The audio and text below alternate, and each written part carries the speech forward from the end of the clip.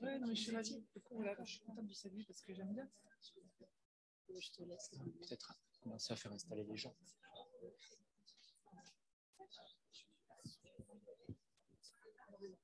Voilà, ça m'a j'apprécie. Voilà. On peut pas vous faire plus plaisir. Voilà. Merci. Mais en fait, tu vas pouvoir prendre celui de. Ouais. Ah oui, alors. Non, mais je le faisais là-bas. De l'élu.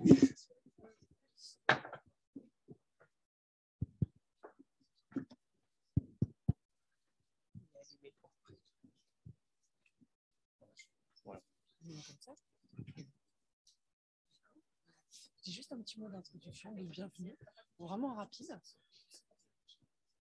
Oui, il fonctionne. Non, il ne fonctionne pas. Si, il fonctionne. Bon, alors, on me dit que le micro fonctionne, je fais confiance à la technique. Bon, ça ne m'empêchera pas de vous dire bonjour avec ou sans micro, mais je crois qu'il fonctionne en effet. Donc, bonjour et bienvenue à toutes et tous dans cet atelier sur les femmes et le numérique, enfin table ronde, dans le cadre de la Semaine européenne du numérique responsable. Et c'est la 2e édition. Je pense que c'est peut-être la plus importante puisqu'elle prouve qu'on a continué et ça prouve que tout simplement, il y a une demande, il y a une envie de partager sur ces sujets du numérique. Numérique, oui, responsable, évidemment. Tout au long de la semaine, on essaye d'expliquer que le numérique responsable, ce n'est pas que la sobriété énergétique. C'est évidemment une partie importante puisque on vit dans un monde fini et qu'on ne tient pas à avoir à faire un choix entre de l'eau potable et un smartphone de dernière génération. Donc, c'est évidemment une brique importante, mais au-delà de la sobriété énergétique, il y a la question de la transparence des algorithmes, il y a la question de la confiance, de la protection des données, de la vie privée, de qu'est-ce qu'on fait aussi de nos déchets informatiques. Et puis, il y a un élément dont on parle peu lorsqu'on aborde la question du numérique responsable, parce que tout le monde n'a pas conscience que ça en fait pleinement partie, c'est la question du genre et de la place des femmes dans le numérique. Pour simplement vous faire part d'une anecdote personnelle, de profession, je suis avocate et j'ai fait beaucoup de droit du numérique. Et lorsque je me déplaçais dans des entreprises j'aime bien la formation, donc j'avais souvent des stagiaires dans mon cabinet. Et lorsque c'était un jeune homme qui se déplaçait avec moi, on saluait le jeune homme en lui disant « Bonjour maître, c'est votre collaboratrice ?» Non. Voilà, parce que par défaut, on ne peut pas s'intéresser au numérique lorsqu'on est une femme, puisque quand même, c'est des sujets techniques, c'est un peu compliqué. Hein. Voilà. Donc, j'ai toujours été horripilée par ces réactions et c'est pourquoi je suis d'autant plus heureuse que cette question-là des femmes et du numérique ait sa place dans la Semaine européenne du numérique responsable. Et elle a sa place aujourd'hui avec vraiment une animation hors pair. Donc, merci par avance et merci à vous surtout d'être venus en présentiel, ce qui n'enlève rien évidemment aux remerciements que j'envoie aux personnes à distance, puisque grâce à l'équipe technique, eh bien, voilà, on peut aussi en profiter de loin et c'est capté. Alors évidemment, on ne gardera pas indéfiniment les images, mais on pourra encore en profiter pour celles et ceux qui n'ont pas pu venir ce matin. Merci à toutes et tous et donc de très bons débats.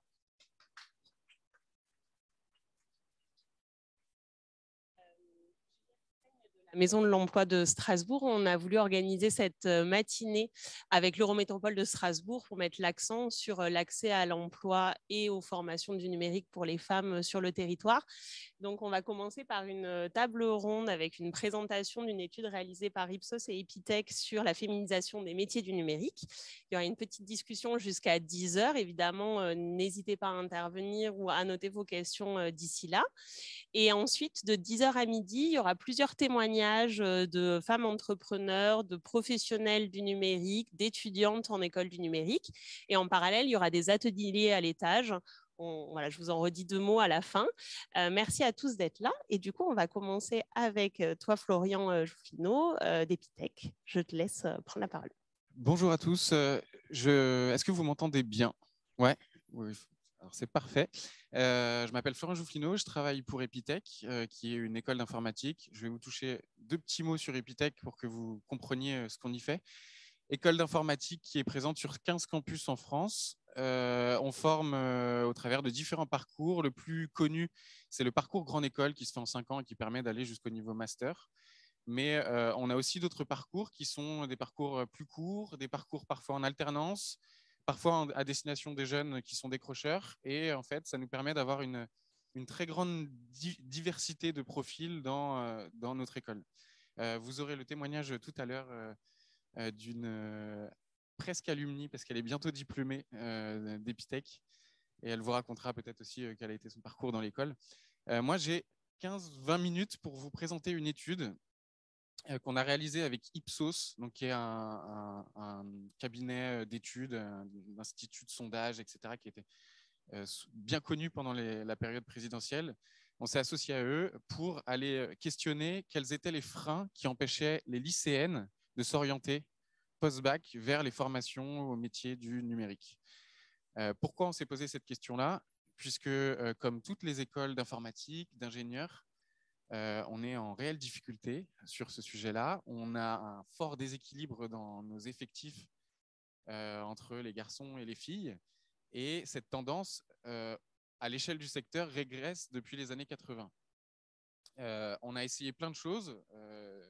Là, on a un directeur général, ça fait déjà 10 ans qu'il est à la tête de l'école. On a essayé plein de choses, de travailler avec des associations, d'aller faire de la sensibilisation dans les collèges, dès le plus jeune âge, parfois même à l'école primaire. On a constitué des associations étudiantes, enfin voilà, plein d'actions que je pourrais vous présenter après dans la discussion. Il s'avère que le pourcentage de filles présentes dans l'école évolue, mais à une vitesse qui est pas du tout satisfaisante. Donc, on a voulu appuyer sur pause et s'appuyer sur les compétences de cet institut de sondage pour aller questionner réellement les préoccupations et les questions, enfin, les réflexions que se font les lycéennes au moment de faire le choix d'orientation. Voilà, donc on a produit cette étude, on pourra vous la distribuer. Là, c'est un résumé, parce que quand même, une étude, quand elle sort comme ça avec ses chiffres bruts, c'est quand même assez difficile à déchiffrer. Donc, on en a fait un résumé. Je vais essayer de ne pas vous assommer de chiffres. Pour vous donner d'abord le contexte de cette étude-là, on a questionné 800 lycéens, 400 lycéennes et 400 lycéens. Et ensuite, on a aussi questionné 400 parents. Voilà. On a réalisé ça à la fin de l'année 2021 sur des lycéens qui sont actuellement en terminale. Donc, qui sont en plein dans leur réflexion, enfin, qui étaient à l'époque en plein dans la réflexion autour de leur orientation. Qu'est-ce qu'on en ressort? Je vais vous partager les grands chiffres de cette étude-là.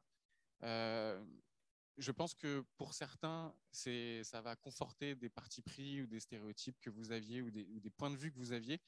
Mais pour nous, c'était très intéressant de pouvoir les justifier au travers de chiffres réels et de pouvoir en tirer des enseignements. Les premiers chiffres qui sont assez éloquents, c'est autour de la question de l'autocensure et de la façon dont les ICN se perçoivent et perçoivent leurs compétences au moment de faire leur choix d'orientation. On se rend compte que 94% des lycéens considèrent qu'il est indispensable d'avoir un bon niveau dans les matières scientifiques pour s'orienter vers ces écoles d'ingénieurs et ces écoles d'informatique. Donc ça, c'est les lycéens et lycéennes confondus. Dans cet échantillon, il y a seulement 27% des filles qui considèrent qu'elles ont un bon niveau dans les matières scientifiques. Donc déjà, un premier fossé et un premier élément bloquant au moment de se dire potentiellement, c'est des études qui ne sont pas faites pour moi. À l'inverse, il y a 36% des garçons qui considèrent qu'ils ont un bon niveau. Et on a comparé à des niveaux de notes comparables. Donc c'est vraiment une question de perception. C'est-à-dire que les filles à niveau comparable ont une moins bonne perception et une moins bonne considération de leur niveau que la réalité le dit. On leur a posé la question de quelle est votre capacité à suivre et réussir ces études-là. Pour les écoles d'ingénieurs, 37% des lycéennes se sentent capables de réussir une école d'ingénieur contre 55% des lycéens. Pour les écoles d'informatique, c'est 36% des lycéennes contre 62% des lycéens. Donc là, un nouveau plafond de verre sur la capacité à se dire potentiellement, je peux m'orienter vers ces études, elles sont faites pour moi, et en plus, je peux les réussir. Elles sont encore moins nombreuses que les garçons et le fossé se creuse avec les garçons. On leur a posé la question de l'intérêt. Est-ce que ces études t'intéressent? Les lycéennes répondent à 54% qu'elles sont intéressées par les matières scientifiques et 56% par l'informatique. Donc, il y a un intérêt réel pour ces métiers-là. On le verra après. Elles sont persuadées, les lycéennes, que c'est des métiers d'avenir qui sont structurants dans l'économie de demain, etc. Mais elles sont une petite majorité à avoir un intérêt et elles sont là une très faible proportion à se sentir capables de réussir ces études-là. Donc, il y a tout un sujet autour de l'empowerment. Ce qu'on appelle l'empowerment, c'est la capacité pour nous et pour les acteurs de l'éducation nationale à accompagner ces jeunes filles, à prendre conscience de leurs compétences, à faire un choix d'orientation qui est en lien et cohérent avec leur niveau d'études, leur niveau de diplôme et leurs appétences. Et ça se traduit dans des chiffres concrets, où là j'ai l'exemple de l'Île-de-France, mais il n'y a que 21% des lycéennes qui choisissent l'option, la spécialité NSI. Et sur certaines régions, on est encore en dessous. Donc c'est vraiment... ça se traduit après au niveau du choix d'orientation. Il y a beaucoup moins de filles que de garçons qui font ce choix d'orientation-là. Donc la deuxième partie des questions, elle a été vraiment sur le décryptage de la façon dont se fait ce choix d'orientation. On a posé la question aux lycéens, est-ce que vous avez déjà une idée du métier que vous voulez faire? Il s'avère qu'à l'entrée du lycée, il y a déjà 65% des lycéens qui ont une idée du métier qu'ils veulent faire. Donc le choix d'orientation se fait quand même assez tôt. Ça ne veut pas dire qu'ils ont choisi leurs études, quel diplôme ils vont faire. Ça ne veut pas dire qu'ils ont choisi l'école, l'organisme de formation, le parcours, etc. Mais ça veut dire qu'ils ont déjà une vraie appétence et un choix qui est déjà affirmé dès la fin du collège, dans une majorité, puisque c'est 65%.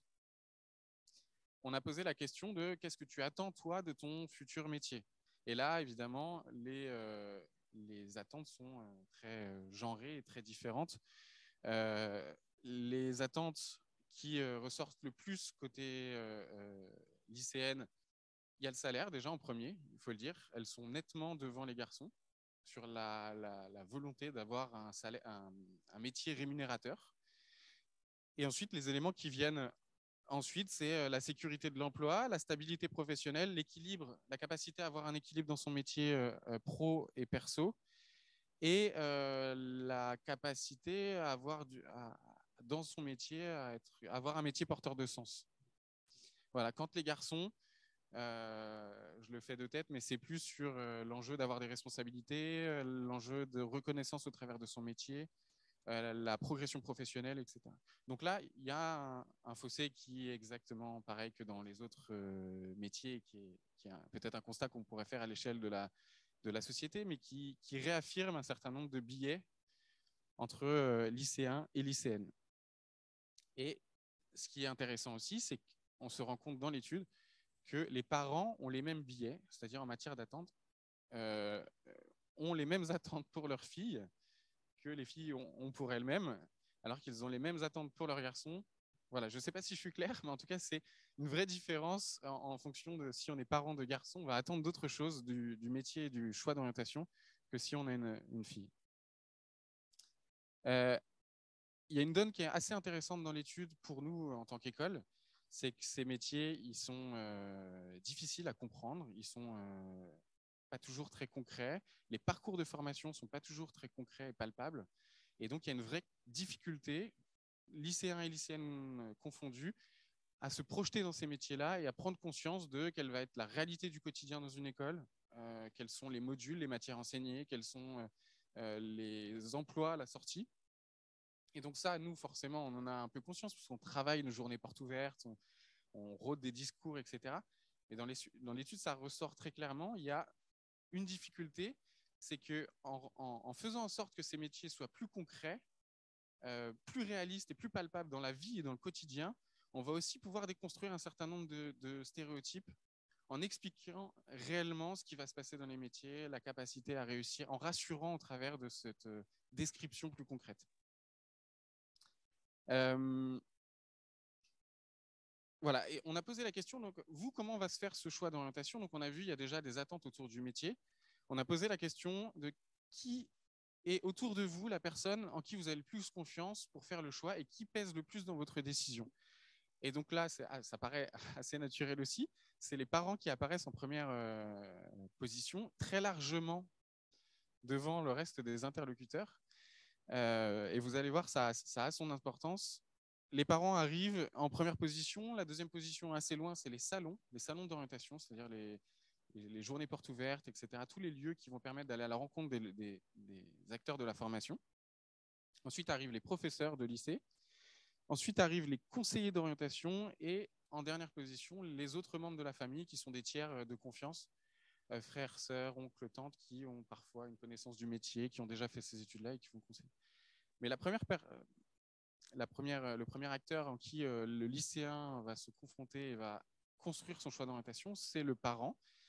Et pourquoi ça a son importance? C'est que déjà, nous, en tant qu'école, même si on s'adresse aux parents, puisqu'il est quand même partie prenante, notamment dans une école privée, puisqu'il va être le financeur de l'école, donc il a son mot à dire, mais on va d'abord s'adresser à l'étudiante, enfin à la lycéenne, en essayant de lui expliquer le métier. Et il s'avère que le parent vient aussi avec ses propres stéréotypes, ses propres billets, et fait partie d'une certaine reproduction sociale. Donc ils vont aussi influencer le lycéen ou la lycéenne vers des secteurs qui les rassurent eux, qui vont répondre à leurs propres attentes, qui vont répondre à leur propre conception de la vie personnelle, de l'équilibre vie pro, vie perso, de l'évolution de carrière, etc. Et donc, le parent, parfois, déconstruit un projet chez la lycéenne d'aller s'orienter vers ces métiers du numérique. Ce qui fait que on a seulement 33% des filles qui se sont vues conseiller ces métiers au moment de faire le choix d'orientation. Donc ça, c'est presque ces 33% de lycéennes, c'est presque une base sur laquelle nous, en tant qu'école, on peut travailler. Donc c'est déjà une base très très réduite. Pourtant, ces métiers, ils sont étiquetés d'une façon assez positive par les lycéens pris dans leur totalité. Quand on pose la question, vous, comment vous considérez ces métiers du numérique, il y a le fait que ce soit des métiers d'avenir, que ce soit des métiers qui soient très bien rémunérés et qui sont des métiers qui agissent sur les grands enjeux de demain. Donc, les lycéens sortent la transition écologique, l'innovation sociale, etc. Donc, tous ces enjeux-là, il y a une vraie compréhension de la part des lycéens de la place du numérique dans l'économie. On leur a posé la question, êtes-vous attirés par ces métiers? Là, il y a 38% des filles qui sont attirées par ces métiers, contre 62% des garçons. On leur a posé la question de connaissez-vous ces métiers? Là, on a uniquement 24% des filles, des lycéennes, qui ont expliqué connaître ces métiers, contre 39% des garçons. Donc là, nous, en tant qu'école et en tant qu'acteurs de l'orientation, on a un vrai travail de pédagogie à faire, aussi bien au niveau des parents que des lycéens, lycéennes.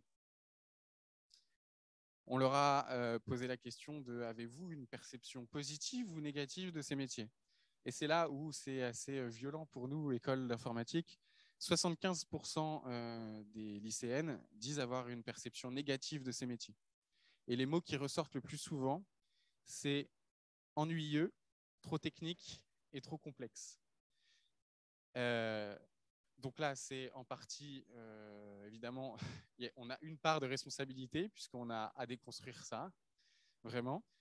Il y a aussi le secteur qui souffre de ces stéréotypes-là, qui sont rudes, le stéréotype un peu cliché du geek enfermé, solitaire, avec sa capuche et qui travaille de nuit.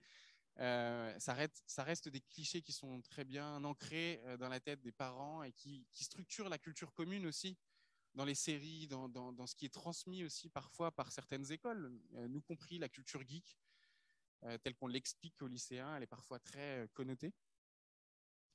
Et évidemment, côté garçons, ce ne sont pas ces mots-là, c'est des mots qui sont plus affiliés au plaisir, à la technicité, etc. Donc pour nous, le chiffre le plus important dans cette étude, c'est celui-là. 37% des filles envisagent s'orienter vers ces métiers du numérique contre 66% des garçons. Donc voilà, j'ai essayé de vous retracer un peu la logique et la dynamique et la façon dont se structure ce choix d'orientation. Et nous, ce chiffre qui est un peu le plus important pour nous, c'est 37% des filles envisagent de s'orienter vers ces métiers-là. C'est un chiffre qui est assez dramatique pour nous puisqu'il diminue d'année en année, alors que le numérique prend une place de plus en plus importante dans la société et dans l'économie.